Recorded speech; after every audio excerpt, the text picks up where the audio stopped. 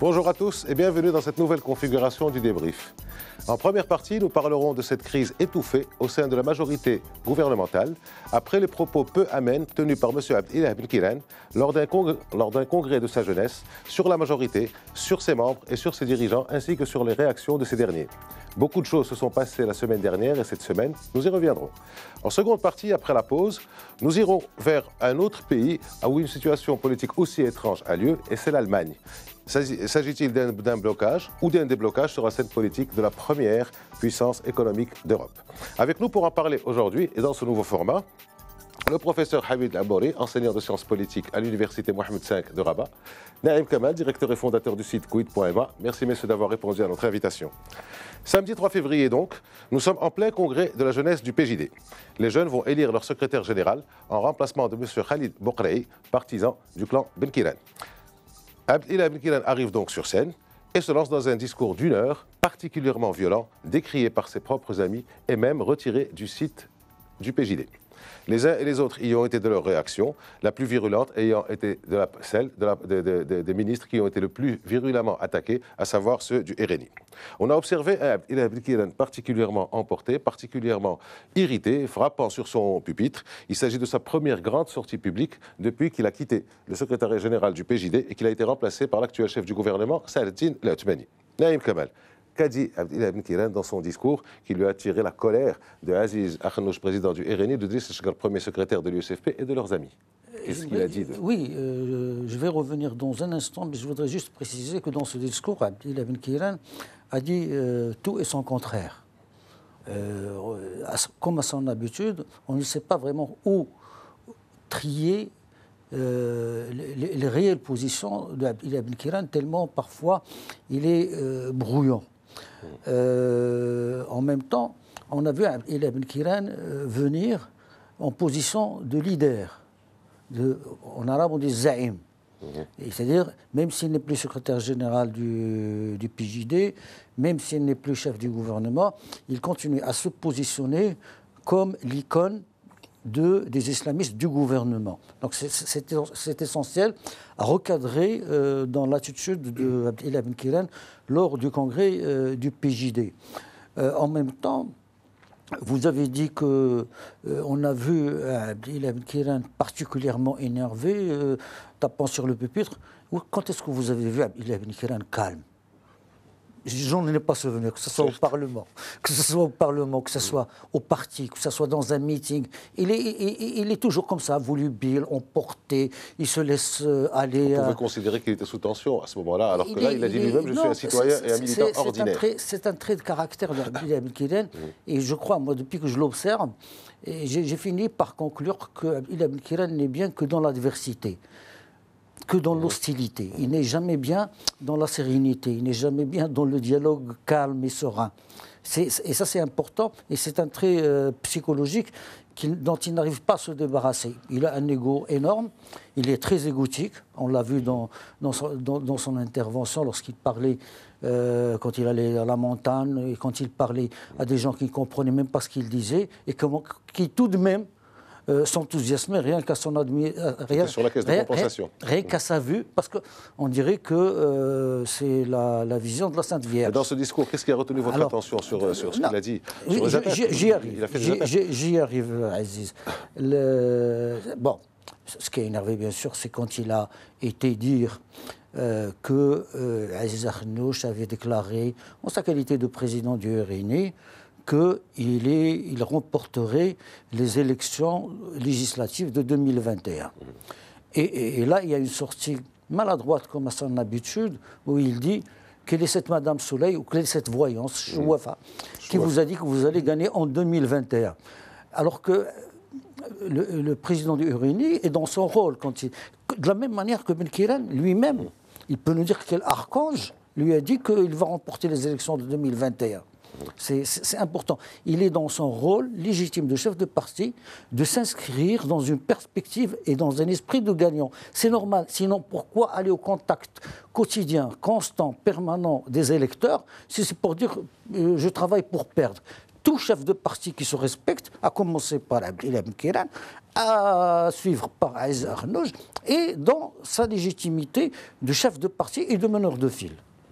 Et vous, Hamid Amouri, vous avez retenu quoi de ce discours?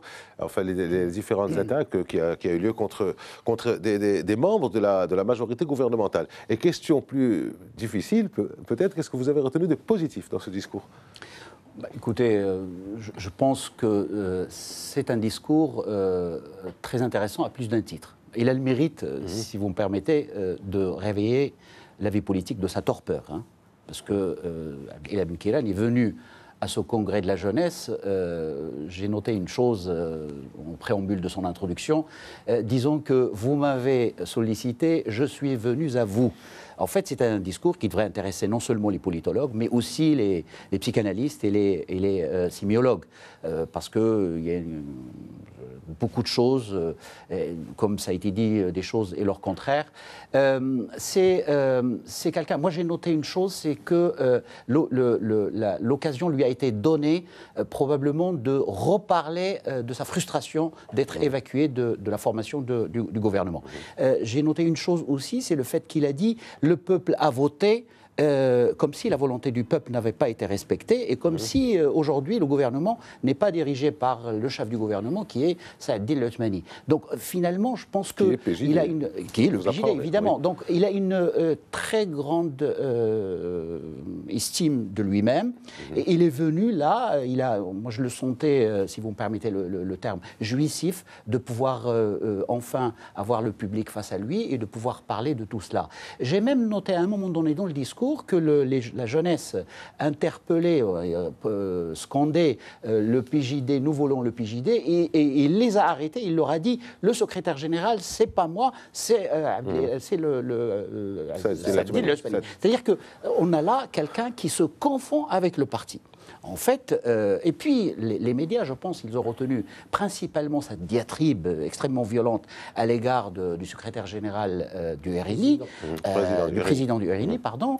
Et alors qu'il n'y a pas que ça dans ce discours. Je dirais que c'est un discours récapitulatif, voire même programmatique, parce qu'il finit par dire, entrouvrir la possibilité d'un retour en 2021. C'est pour ça d'ailleurs qu'il parle de cette voyante qu'a consulté le président du RNI et que qu'aurait consulté le président du RNI. Donc finalement, c'est un discours, moi j'ajouterais d'autres dimensions. Pourquoi je dis programmatique et récapitulatif? Parce qu'il y a une dimension à laquelle on ne fait pas attention, alors qu'elle est absolument importante et nodale pour la correction et pour la marche normale de notre vie politique. Il y a une loi sur les partis. Cette loi sur les partis interdit à ce que les hommes politiques parlent de religion. Or, c'est Abdelillah Ben Kiran, en idéologue averti, il a passé pratiquement une dizaine de minutes à rappeler ses troupes à la dimension religieuse, à la référence idéologique du parti qui est l'islam. Et il va même totalement assumé, et il fait même référence au souverain en disant que c'est Amir el-Mouminin, donc la laïcité n'est pas à entrevoir. Or, si le souverain incarne cette dimension religieuse en tant qu'Amir el-Mouminin, c'est justement pour que les autres puissent être empêchés de pouvoir en parler et de s'accaparer la religion à eux. Donc c'est quand même une dimension forte, idéologique forte, marquée, et probablement vous m'avez interpellé sur qu'y a-t-il d'intéressant dans ce discours. Ben, je dirais, je reviendrai à ce que je disais au départ, à savoir qu'il y a là quelqu'un qui indique en creux aux autres partis qui n'ont pas de référentiel idéologique. Parce que moi, je n'entends pas le PPS ou l'USFP ou le RNI nous évoquer qui du libéralisme, qui du marxisme ou qui de la social-démocratie. C'est-à-dire que le référentiel idéologique qui a disparu chez les autres, eh bien, il est pleinement assumé. Il est pleinement assumé. On peut considérer justement que aussi bien l'USFP que le CIRA que le RNI ont des référentiels, peut-être pas idéologiques, mais des référentiels politiques, des référentiels programmatiques. Le référentiel religieux n'est pas un programme. Le référentiel religieux, il est le soubassement idéologique de ce parti. Oui. Les autres n'en font pas étalage, je dirais. C'est ça que, bien évidemment, dans leurs écrits, il doit y avoir une présence de cette dimension idéologique, mais il est rarement évoqué par les chefs de ces partis. D'où le fait que lui, en fait, ça m'a fait pensez à une autre chose. Lorsqu'il interpelle le chef du gouvernement, il lui dit, vous qui n'êtes pas, qui choisissez vos mots, vous êtes là pour le compromis, moi je vais assumer cette dimension idéologique et je vais à la limite m'inscrire dans l'opposition. Et d'ailleurs, c'est frontal, l'attaque est frontale à l'égard du président du RNI. Et il nous dit que cette dichotomie, auparavant, était à l'égard de l'autre parti qu'il ne nomme pas. On pense au PAM. Alors je crois que Naïm Kamal n'est pas tout à fait d'accord avec votre propos. Peut-être qu'il a aussi quelque chose à ajouter. Très bien. Et s'il y a éventuellement quelque chose de positif. C'est pas que je diverge sur l'ensemble de ce que vient d'être dit. Non, c'est sur les différences programmatiques et idéologiques des partis. Je crois qu'il y a des positionnements qui sont clairs. On sait que s'il y a un parti qui manque vraiment de programme, et je suis désolé de le dire, c'est bien le PJD. Il a un référentiel. Je ne parler des programmes, je parle de la dimension idéologique. Mais tout programme est d'essence idéologique. Si le programme ne répond pas à une essence idéologique, il est suspendu, il est dans le vide. Donc je dis, on va voir, on va faire un peu l'éventail des partis. Nous avons, par exemple, le RNI, depuis son dernier congrès. D'abord, il s'inscrivait dans le social-libéralisme, dans la social-démocratie. Il s'inscrit un peu plus dans le social-libéralisme aujourd'hui. Donc, il y a une vision de la société. C'est-à-dire, ce n'est pas un terme qui est creux, qui ne dit rien. De la même manière que quand Ibn Kiran parle de l'islam et met l'accent sur l'islam, on sait de quel islam il veut, de quelle société qu'il veut, et il est détaillé. On sait qu'aujourd'hui, le Stiqlal, par exemple, se repositionne sur l'égalitarisme, sur son référentiel religieux et cherche...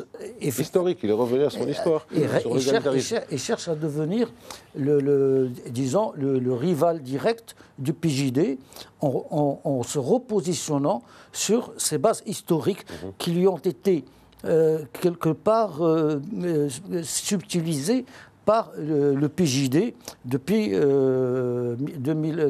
2011. On vient à l'USFP, effectivement, l'USFP, il est à la recherche de nouvelles références. Le PPS, depuis la chute du mur de Berlin, effectivement, mais le PPS, qu'est-ce qu'il représente?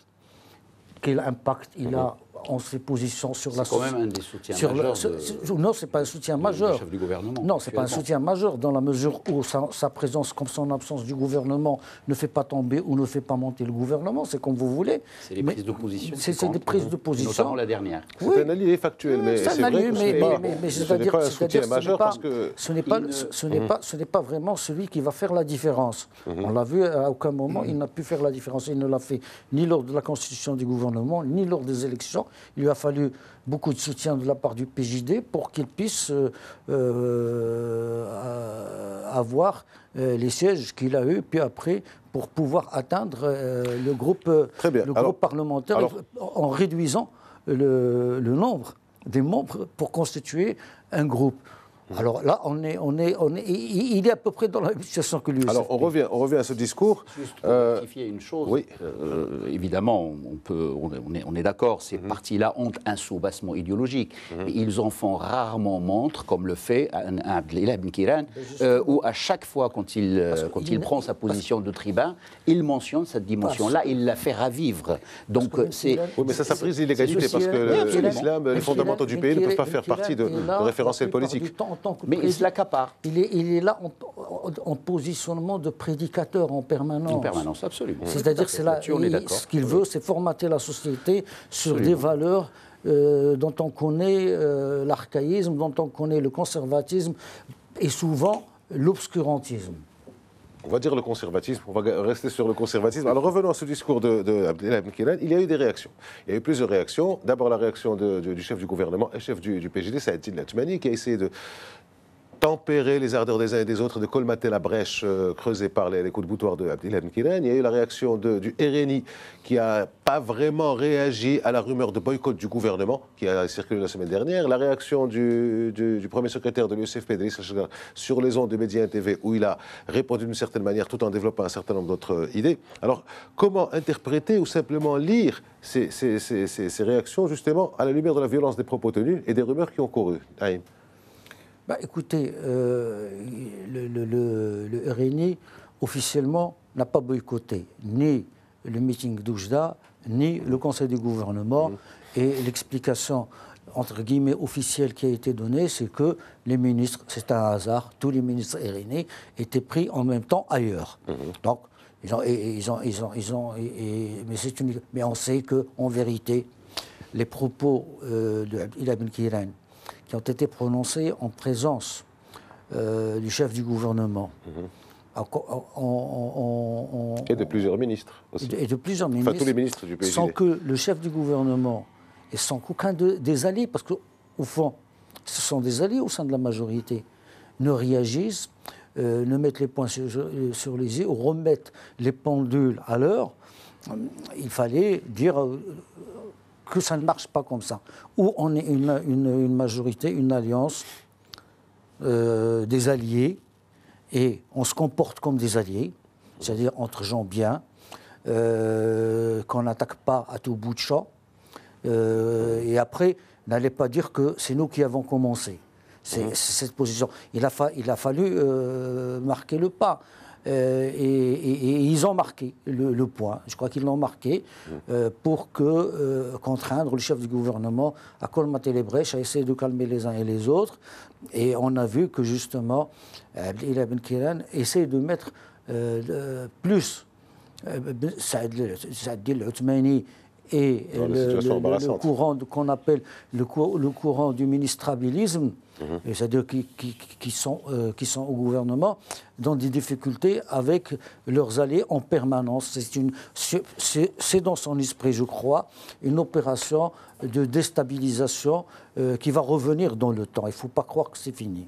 Hamid Amouri, vous êtes politologue, professeur de sciences politiques. Est-ce qu'on peut parler de boycott du gouvernement, sachant que la loi organique sur le fonctionnement du gouvernement et des statuts des ministres précise que tout membre du gouvernement empêché pour quelque cause que ce soit d'assister à une réunion du Conseil doit en aviser le chef du gouvernement avant la dite réunion. Est-ce que vous pensez qu'il s'agit d'un boycott? Parce que personne n'a parlé de boycott, comme le disait Naël, officiellement. Je ne pense pas qu'il s'agisse d'un boycott. Je pense que c'est un signal qui a été adressé à l'opinion, mais sinon le fonctionnement normal, il a dû avoir lieu. D'ailleurs, la déclaration de Rmid, qui est une reprise de la parole du chef du gouvernement, c'est que tout était normal et que ceux qui n'étaient pas là se sont excusés conformément aux règles du fonctionnement du gouvernement.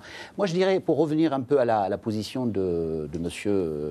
Saad El-Othmani, c'est une position difficile, intenable, parce qu'il a une coalition déjà branlante, déjà n'est pas hétéroclite, n'est pas assise, n'est pas le pacte de l'alliance n'a pas été validé, et Abdelillah Ben Kiran a pris un malin plaisir à le mettre encore plus sous pression et à fragiliser sa position. On peut se demander s'il n'a pas envie que cette coalition justement tombe. Et d'ailleurs, il le dit à demi-mot. Il pose la question. Si jamais cette coalition vient à exploser en cours de route, advienne que pourra.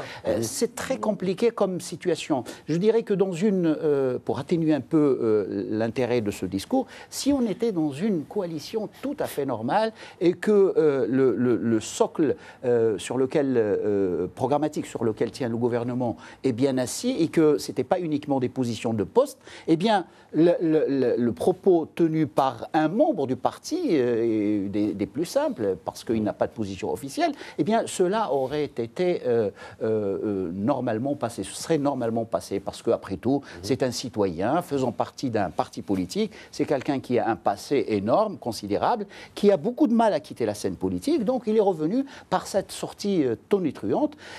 Je pense que ça vient dénoter de la fragilité et de la crise qui gît à l'intérieur du gouvernement. Et il n'y a qu'à remarquer que finalement, la tenue du discours de Abdelillah Ben Kiran fait face à une campagne continue qui est celle du RNI et des autres partis. Le RNI est pratiquement en campagne électorale. Faut-il quand même le souligner? Même si, il est en formation de ses structures. Oui, il forme ses structures, mais il est en reconstruction. Il est en reconstruction, mais cela dénote quand même d'une... Je n'ai rien contre ni pour, j'observe. J'observe tranquillement que... Selon les informations, c'est que... C'est juste de préciser et de mettre les mots qu'il faut sur un travail qui se fait. Le RNI parfait ses structures, le PJD va y aller à partir de la semaine prochaine. J'ai vu des écrits disant que le RNI Et je ne suis pas irénien, il faut pas. On va croire.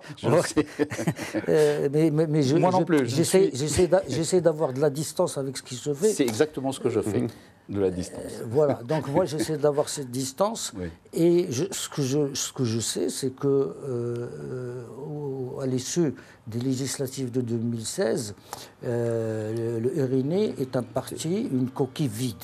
En lambeaux, un parti en lambeaux, et à un moment donné... Il est en reconstruction. On a eu un congrès extraordinaire, on a eu un congrès ordinaire, il y a eu un programme qui a été élaboré, qui a été présenté. D'abord, ça a commencé par le congrès ou l'Assemblée générale de Bosneka, puis ça a été poursuivi par la tournée de Aziz Akhnouch à travers les régions. Non, toutes les régions. Et il y a eu l'élaboration d'un programme qui s'était terminé comme celle qui se termine aujourd'hui à Agadir. Qui a élaboré un programme et une vision d'ici 2021 avec cette volonté déclarée de dire que nous voulons gagner les élections de 2021. C'est ce qui a été dit. Et ça s'est terminé par de la même manière qu'on attend de l'entreprise qu'elle fasse de profit, on attend d'un parti qui gagne les élections. Ça s'est terminé par le congrès d'El Jadida. Moi, je suis même surpris de voir le président du RND faire toutes les régions encore une deuxième fois. C'est-à-dire, il tient un rythme de reconstruction. Alors, de là, on déduire, de toute façon, tous les partis, quels qu'ils soient, que ce soit le parti de Istiqlal, normalement, quand ils sont normalement constitués, ou quand ils ne sont pas paralysés par des dissensions internes, comme c'est le cas du PAM, ou quand ils ne sont pas en perte de repères, comme c'est le cas du MP. Un mouvement populaire. Alors, on arrivera en partie. On arrivera en partie. Non, je termine cette idée, c'est que tout parti doit être quotidiennement au mouvement et en contact avec les militants. Moi, j'ai jamais compris, même en période préélectorale, on dit dès qu'on fait une réunion, ce parti est en train de faire une campagne prématurée. Un parti est en campagne permanente. Hamid Amouri. Le parti, il est tout à fait dans son rôle de pouvoir reconsidérer ses structures, reconstruire, se projeter à l'avenir. D'ailleurs, il y a beaucoup de dossiers qui ont été ouverts par Akhnouch et non des moindres. Et moi, je me félicite de voir un parti qui a des propositions. Ce que je veux dire par là, c'est que la fragilité gouvernementale est éclairée et et soulignée, mise en lumière par labourage, si vous me permettez l'expression, du terrain. Il y a une résonance bien évidemment de ces réunions sur la fragilité et la faiblesse du gouvernement. C'est ça ce que je veux dire. C'est qu'il n'y a pas un socle gouvernemental puissant, ferme, avec un programme, avec une vision qui est en train d'être appliquée pendant la législature que nous vivons. Par ailleurs, il y a des partis qui essayent, évidemment, et c'est bien légitime, de se reconstruire, de se renforcer, eh bien, voilà, c'est ça, c'est ça que je qualifie de campagne électorale. Et la campagne électorale, ce n'est pas un mal, hein, sauf que là, on est... Campagne électorale prématurée.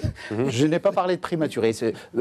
Il est bien normal que le parti, quand il se déplace, même en se restructurant et en se reconstruisant, il est bien normal qu'il aspire à de la résonance au sein de la société. Voilà. Donc il est tout à fait naturel de voir ce qui est en train de se passer maintenant au niveau du RNI. Le PJD, comme je vous le disais il y a un instant, est en train va démarrer ses congrès régionaux à partir de la semaine ou des 15 jours qui arrivent. Donc finalement, ce sont deux partis qui sont en train d'émerger au sein de cette configuration actuelle qui sont le RNI et le PJD. Juste une précision que je voulais apporter qui indique fortement une nouvelle bipolarisation. Oui. Auparavant, c'était PJD. PAM. Aujourd'hui, eh bien, il y a une substitution de PAM. On ne le dit pas assez, ça. Il faut Oui, mais lui, c'est ce que je dis là, il lui faut toujours un souffre-douleur. Non, ce que je voulais dire par là, c'est quand le chef du gouvernement... Si vous permettez, nous parlerons de ça après quelques instants de pause. Merci, à tout de suite. À tout de suite.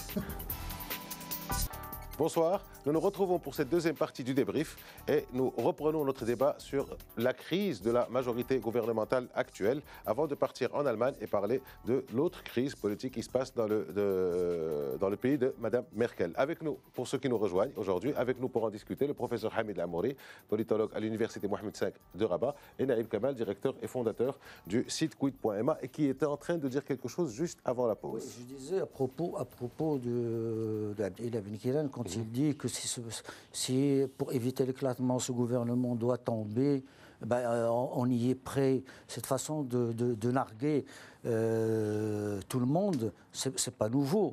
Et il faut se rappeler qu'Abdel Ben Kiran, quand il était chef du gouvernement, chaque fois qu'on s'opposait à lui, qu'on le critiquait, il lui dit bon, moi je vais faire ceci, je vais faire cela. On le voit sur l'écran d'ailleurs. Ici, je dois partir. Je partirai. Et il y avait même d'ailleurs une ritournelle, une posture chez lui. Et si je pars, ça c'est une phrase consacrée chez Abdel Kiran. Donc on est chez lui dans une continuité permanente de cette façon de dire je suis mécontent de ne pas être là. Mais quand je suis là, et je suis prêt à partir. C'est parfois on est à la limite de la gaminerie. Alors, quand on revient un peu sur l'histoire récente, depuis 2011, il y a eu 4 phases de gouvernement PJD. Et les 4 étaient conflictuelles finalement. La première était conflictuelle entre Abdel Ben Kiran et Hamid Chabat de l'Istiqlal. La deuxième, c'était la relation conflictuelle entre le RNI et le PJD. Donc à l'époque, c'était Salah Eddine Mzouar. Et puis la troisième période conflictuelle qui n'a donné rien, c'était la période de blocage. Et là maintenant, c'est en train de s'assagir depuis la formation du gouvernement, de s'apaiser depuis la formation du gouvernement El Atmani. Mais on voit avec cette dernière sortie que c'est en train de repartir. Parce que le parti, le PJD, force est de constater qu'il y a une sorte de scission quelque part de fait.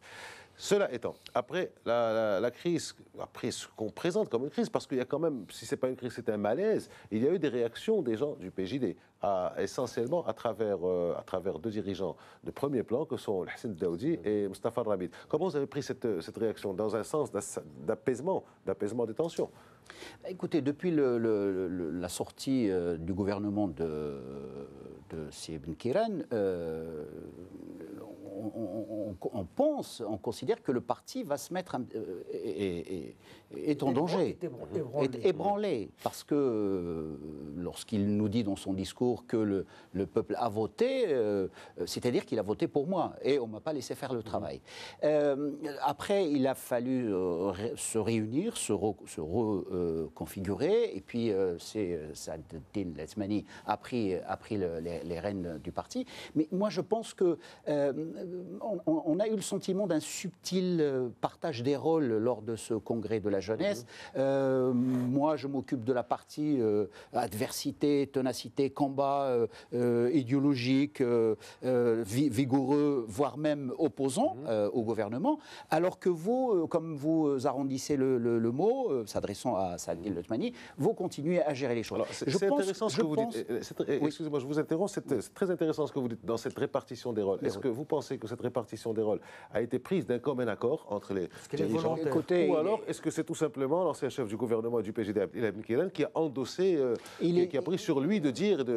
On ne peut pas confirmer que c'est conscient ou inconscient, que c'est prémédité ou non. Mais en tout cas, le fait est là. C'est que lui, il prend sur lui cette posture de tribun. Je continue à enfiévrer le parti, à le mobiliser. J'ai la jeunesse pour moi, donc je vais faire ce travail-là. Et puis, à Saadetdine Latmani, la partie gouvernementale, managérielle, beaucoup plus apaisée. Mais je pense que si cette subtile alchimie, consciente ou inconsciente, a duré jusqu'à maintenant, je pense qu'elle ne tardera pas à éclater, d'autant plus que les deux autres leaders, Rabid et Daoudi, ont quand même fait des sorties très importantes, et que ça finira par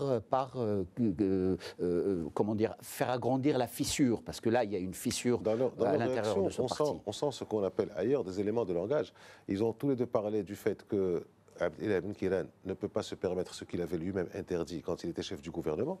Et puis ils ont tous les deux dit que si boycott il y a, c'est inadmissible, et puis c'est surtout illégal. Donc il n'y a pas eu de boycott. Donc là, on peut voir qu'il y a quand même, au niveau du secrétariat général, il y a une volonté de tempérer. Naïm, Ce qu'on peut, en tout cas, sur ce point de la communication, c'est quand même la confusion, parce qu'il y a un porte-parole du gouvernement qui aurait pu prendre la parole lui-même et assumer pleinement la position du gouvernement. Est-ce que c'était au gouvernement de répondre ou au PJD de répondre? La crise se situe au niveau du PJD, et justement au niveau du PJD, Naïm, dans quel état il se trouve aujourd'hui? On avait parlé, je crois, il y a un mois ou un mois et demi, d'une direction de cohabitation. Où vous aviez dit que vous n'étiez pas d'accord, mais là, on voit ce qui est en train de se passer avec la loi sur le CNDH, par exemple, qui n'avait pas été votée par les gens du PJD, avec les problèmes qui se passent. Dans quel état il est le PJD aujourd'hui? Je crois qu'il est dans un état d'un parti qui subit des déchirements internes, où il y a une partie, et c'est normal dans tous les partis, une partie de la base, notamment formée de la jeunesse, et c'est le propre de la jeunesse d'être emportée. Et il ne serait pas intéressant s'il ne l'était pas. Et donc, il y a des turbulences. Je ne sais pas si le parti risque la scission, la division. En tous les cas, il est dans une véritable zone de turbulence. Quand on parle de répartition des rôles tout à l'heure, je ne crois pas qu'il y ait vraiment une répartition des rôles. Saadil Othmani et ses amis ministres se passerait bien des sorties de Abdel Kiran parce qu'ils sont eux-mêmes souvent mis sur la sellette, sachant que l'ancien secrétaire général du PJD a donné son accord à cette participation. Il l'a validé. Mais aujourd'hui, il revient et il se met en opposition. Moi, je le trouve plus en opposition aux siens qu'aux autres. Il est plus en opposition. Et tout ça, et si ça continue, il y aura peut-être un moment donné où ça deviendra insupportable pour les uns et les autres. Donc vous pensez que ça va continuer, ce genre de sortie? Mais vous rappelez la passation des pouvoirs entre Ben Kiran et Saadil Othmani à la tête du parti. Et il lui a amené ce tableau, Luha, de Msid, que lui avait remis Al-Karim Al-Khatib, où il était écrit c'était toute une symbolique, toute une sémantique de la scène qui voulait dire, mais en même temps, c'est ça le problème avec l'ancien chef du gouvernement, c'est qu'il multiplie les signaux de telle façon qu'il finit par brouiller son propre signal. Bien sûr, il continue à enthousiasmer les foules, mais il est dans un rôle de composition, il est sur scène, il amuse la galerie, il raconte beaucoup d'anecdotes. Bon, mais au fond, qu'est-ce qui se passe? Il se passe que, si ça continue, le PJD va aller vers une confrontation interne. Et à un moment donné, il va falloir que le SAS fasse son travail et que dégage les forces essentielles, où ils s'entendent. Ils se mettent d'accord sur une attitude, ou alors ils se séparent. Rapidement, amuser la galerie ou faire vibrer les foules, il serait peut-être dans son rôle, l'ancien chef du gouvernement, mais est-ce qu'il n'est pas tenu à une obligation de réserve, finalement? Quand on voit tous ses prédécesseurs, ici ou ailleurs, les anciens présidents, personne ne parle, personne ne gêne son successeur. Naïm Kamal, je reviens à vous, Hamid Amoula, tout de suite. Oui, non, mais c'est dans le tempérament. Il est impossible que... Je vous ai dit au début que c'est un être égotique. C'est un être qui se construit dans la rivalité et dans l'adversité.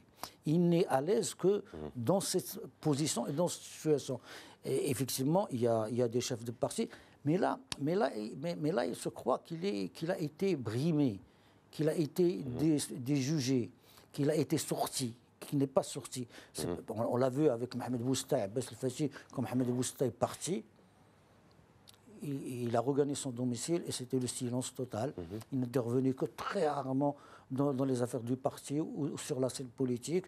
Mais on l'a vu avec Yazri, avec Yousfi, avec... Même Saadil Othmani, quand il a cédé la place en 2008 à Abdel Kiran, il n'avait rien dit. Et même quand on l'a évacué des affaires étrangères, dans le premier remaniement, il avait... Mais ce n'est pas dans le tempérament d'Abdel Kiran. Hamid Amouri, vous voulez apporter une précision? Tout à l'heure, j'avais parlé que ce discours intéresserait probablement, au-delà du politologue, les psychanalystes et les sémiologues, sans être compétent, mais je pense... Les psychiatres, oui, tiens, le docteur l'a Othmani se pencherait volontiers là-dessus. Ça vous engage, je pense qu'il ne devait absolument pas s'attendre à une sortie aussi abrupte du champ politique officiel. Donc il a été, comme ça a été dit, il a été brimé, frustré. Et cette sortie n'a pas été digérée. Moi, ça m'a fait penser à une sortie d'un président français qui, à chaque fois, a tenté de revenir. Hein. Sarkozy n'a pas eu de deuxième mandat et il a été d'une tristesse absolue. Comment dire, il a été inconciliable, irréconciliable et inconsolable. Merci du mot, inconsolable. Et qu'est-ce qu'il a fait? Ils réagissent comme ça finalement quand ils ne s'attendent pas à une sortie. Ils ne s'attendaient absolument pas. D'ailleurs, le discours, il y a une dimension, on le voit, en tout cas, c'est ma perception de prime abord, d'une sidération. Il est sidéré et il est heureux d'être là. Et il jubile, et il rappelle le passé, et il parle de l'avenir, et finalement, il nous dit d'un mot, d'une conclusion, que je ne suis pas, vous pensez que je suis fini, je ne suis pas fini. Oui, mais et d'ailleurs, ce débat-là... Mais il avait un discours à Bruxelles, et on n'a plus entendu parler. C'était fini, c'était terminé. Et pourtant, il ne s'attendait pas à partir en 2002, il pensait à être reconduit. Mais bon, je pense que c'est une autre trempe, une autre sagesse, une autre... Alors, dernière question sur le sujet, et vous allez comprendre pourquoi. Comme perspective d'avenir, est-ce qu'on pourrait parler, dans le gouvernement actuel, d'une grande coalition entre le PJD et le RNI qui conduirait ce gouvernement, cette majorité jusqu'en 2021? Parce que finalement, vous avez les deux grands partis qui émergent, avec toute la reconnaissance qu'on peut avoir pour les autres, mais ce sont le PJD et le RNI. Oui, mais il est un peu trop tôt pour le dire aujourd'hui. Il faut voir comment évolue... Vous étiez en train de dire tout à l'heure que les deux sont en train de se mettre en place. De se mettre en place, c'est sûr. Il y a un travail de fond qui est fait. Et bon, le PJD, on connaît comment il travaille, on sait qu'il a ses propres réseaux, qu'il est dans les quartiers, il est dans les ruelles, il est un peu partout, il est dans la bienfaisance, et que le RNI est en reconstruction. Maintenant, ce qu'il faut essayer d'entrevoir, c'est que ce que fera l'Istiqlal de Nizar Baraka. Jusqu'à maintenant, depuis le Congrès, on n'a pas vu grand-chose. Est-ce qu'il travaille dans le silence? Je ne sais pas, je ne crois pas. Mais je ne crois pas qu'il y ait vraiment... Maintenant, tout cela peut bouger d'un moment à l'autre. Il est en train de refonder la grande maison Istiqlal qui a été un peu fissurée par la période précédente. Est-ce qu'on est déjà dans une logique de bipolarité?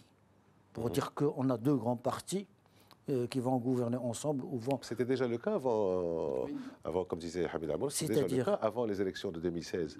Il y avait le PAM et le PJD. Oui. Et les autres qui gravitaient autour, qui essayaient de s'arrimer à l'un des deux. Oui, mais la perspective du PAM, c'était de supplanter le PJD.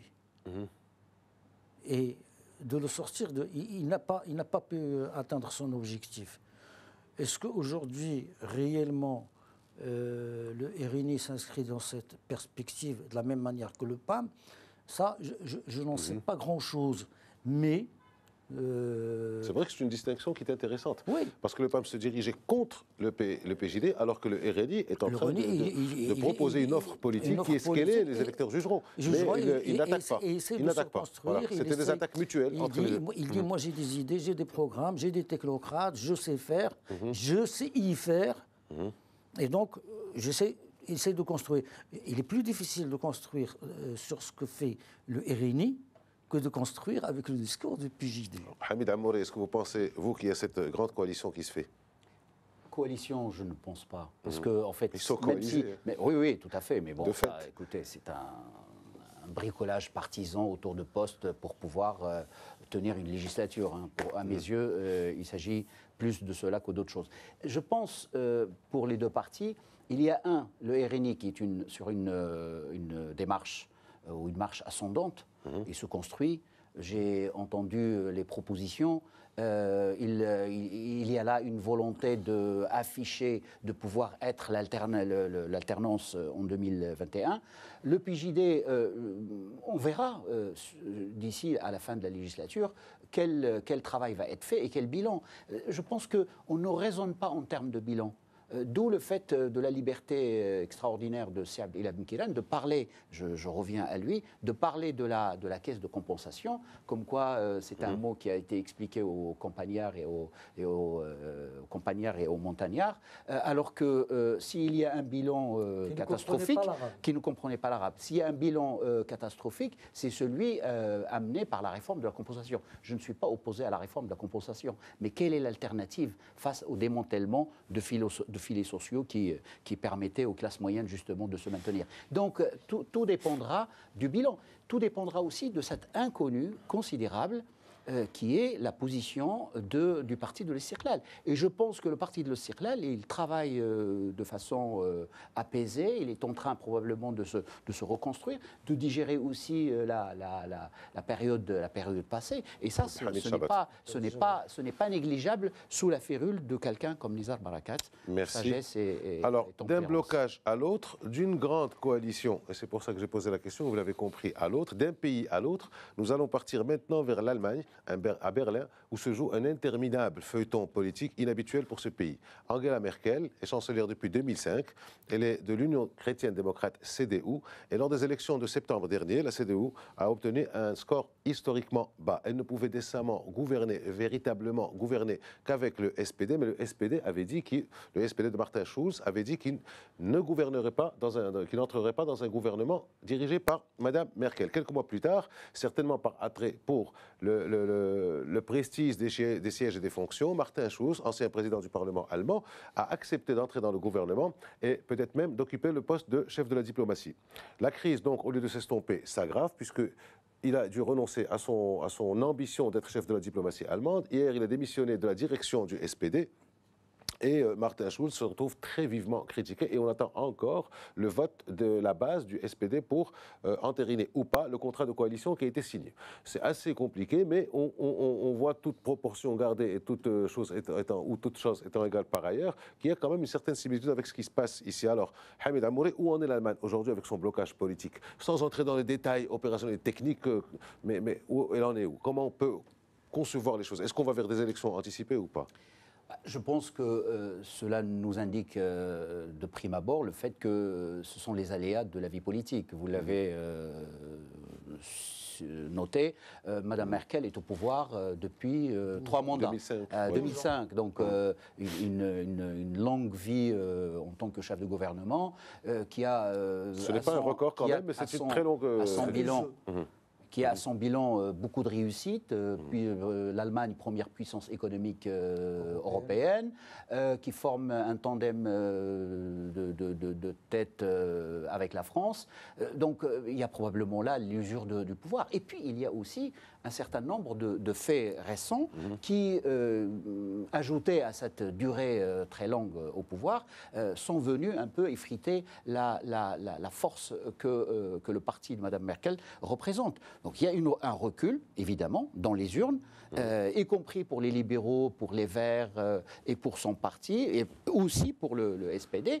Et en face, une avancée de l'extrême droite. Et la montée des populismes. Cette montée des populismes, je le signale, a eu lieu partout en Europe, mais elle commence un petit peu à reculer avec l'avènement du président Macron en France et le maintien quand même au pouvoir de Madame Merkel. Vous avez parlé de la possibilité de réélection, d'élection anticipée. Je pense que c'est très peu probable. C'est l'une des hypothèses envisagées par l'article 63 de la Constitution allemande.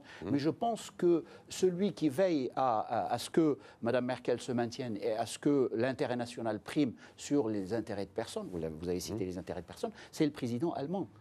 Steinmeier, qui est aussi issu des rangs de la social-démocratie allemande. Donc je pense que le fait que Schulz démissionne du parti, mais aussi du ministère des Affaires étrangères, probablement est une relance. D'ailleurs, les postes qui ont été attribués dans la coalition gouvernementale présidée par Mme Merkel, sont maintenus, notamment, je crois, le poste du ministère des Finances et d'autres postes. Mais si, comme je le disais en présentation, si la base du SPD, donc le vote qui aura lieu le 34 mars, si la base du SPD refuse ce contrat de coalition, le contrat de... 30 la base. Oui. Alors qu'est-ce qui se passerait dans le cas d'après Normalement, ils devront aller, même si c'est à contre-cœur, à des élections anticipées, même si on sait par avance que ça ne donnerait peut-être que l'avantage au populisme et que ça pourrait aussi coûter encore des sièges et au SPD et à la CDU de Mme Merkel. Là, qui est en train de payer malheureusement sa généreuse politique d'immigration, sur la migration, puisqu'il était seul contre tous en Europe, à dire qu'il faut ouvrir les portes à la migration et qu'il avait, en une seule année, accueilli, si mes souvenirs sont bons, plus d'1 million. Maintenant, il y a une nuance entre l'accueil de l'asile et l'accueil de l'immigration. C'est une nuance quand même en Europe qui a son importance. Madame Merkel, il l'a expliqué, il est dans une logique démographique. Oui, tout à fait. Parce que bien légitime pour l'Allemagne. Donc il est en même temps dans l'accueil de la migration. S'il rejoint l'asile et s'il peut répondre aux deux causes, c'est tant mieux.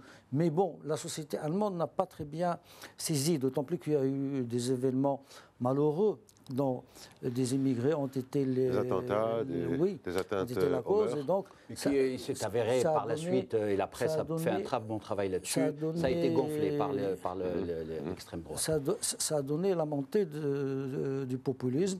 Il y a aussi le peu d'envie des écologistes d'aller sauver Mme Merkel. Qui est là depuis 12 ans et le pouvoir use finalement.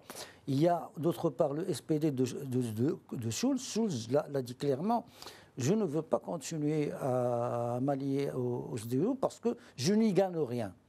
Je suis en train de soutenir une politique de droite, libérale, antisociale, et finalement, c'est nous qui payons le prix électoral. Mais cette logique devait conduire à des élections. Et on a voulu éviter des élections parce qu'on savait d'abord que ça n'aboutirait qu'à une nouvelle crise. Mais à un moment donné, dos au mur, et la base du SPD est assez récalcitrante sur le programme d'Angela Merkel, et il va falloir trouver une issue. On ne va pas rester à négocier pendant longtemps. Ça fait déjà...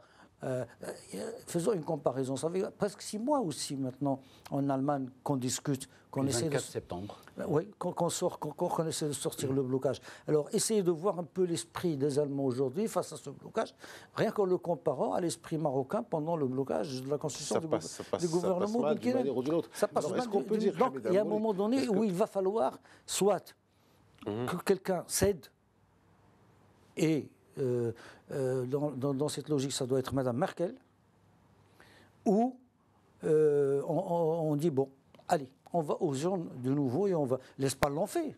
Alors, justement, précisément, vous parlez de ça, Hamid Amour, au lieu de... Vous êtes politologue, vous êtes bien au fait de ce genre de questions. Quand on voit ce qui se passe dans le monde, vous avez des changements, des bouleversements qui sont en train de s'opérer. Vous avez en France un président qui arrive pratiquement, il y a 3-4 ans, était inconnu du grand public. Vous avez en Espagne de nouveaux partis qui émergent. Vous avez en Grèce le patron de l'ex-petit parti Syriza qui se retrouve et qui se maintient, etc. Vous avez aux Philippines un président un peu particulier. Vous avez en Afrique du Sud un président qu'on est en train de pousser vers la sortie. Une certaine stabilité quand même en Algérie, n'est-ce pas, Naïm? Mais qu'est-ce qui est en train de se passer? Qu'est-ce qui est en train de se passer au niveau mondial dans les classes politiques? Il y a des changements quand même qui sont assez particuliers. Oui, écoutez... Est-ce qu'on peut dégager une idée générale? Je pense, pour revenir à l'Allemagne, et après j'embraye sur ce que vous avez dit, d'abord en Allemagne, le débat, la discussion pour former une coalition, il s'est fait sur des programmes, avant de parler des personnes. Le programme, je crois qu'il a été ficelé, il compte à peu près 28 pages, de manière très précise, et le SPD a eu des postes qu'il souhaite avoir, notamment à caractère social, le contrat de travail, comme vous le savez, le démantèlement du contrat de travail travail, c'est le travail de Schröder et c'est celui qui a permis de réformer l'Allemagne et de partir de l'avant. Donc je pense que la différence notoire entre ce qui se passe en Allemagne et ici, c'est le fait que là-bas, c'est sur véritablement des politiques, des engagements politiques actés, finalisés, le partage des rôles qui est très précis. Et une fois la coalition est faite, eh bien, on va de l'avant. Sur votre question qui est très profonde, qu'en est-il de cette restructuration du champ politique ? Qu'en est-il de ça? Je pense que c'est une vague, c'est une lame de fond. C'est le fait que les aspirations sociales, sous la pression de la mondialisation... La fin d'une génération. Oui, pas seulement, mais un paradigme nouveau. Ce sont des aspirations nouvelles qui s'expriment, ce sont des recompositions, des partis classiques qui s'effondrent. Vous avez parlé de la France. Comment on est en train aujourd'hui de rebâtir les partis nouveaux, le parti du président, le parti de la droite qui est en train de se recomposer sur un caractère identitaire. Je pense qu'il y a l'effet de génération et il y a l'effet de cette transnationalisation et de cette mondialisation galopante que les partis classiques qui sont enracinés historiquement n'ont pas prévu et ne savent pas aborder. Donc, il y a des formations nouvelles qui on va garder ça comme conclusion. Et puisque ce qu'a dit Naïm Kamal sur le changement d'une génération et l'arrivée de nouveaux moyens électoraux, et donc nous allons conclure là-dessus. Merci de nous avoir accompagnés tout au long de cette émission. Merci à vous de rester avec nous. Nous nous retrouvons la semaine prochaine pour une nouvelle édition du débrief. D'ici là, restez avec nous sur Medi 1. L'information continue en continu. Merci.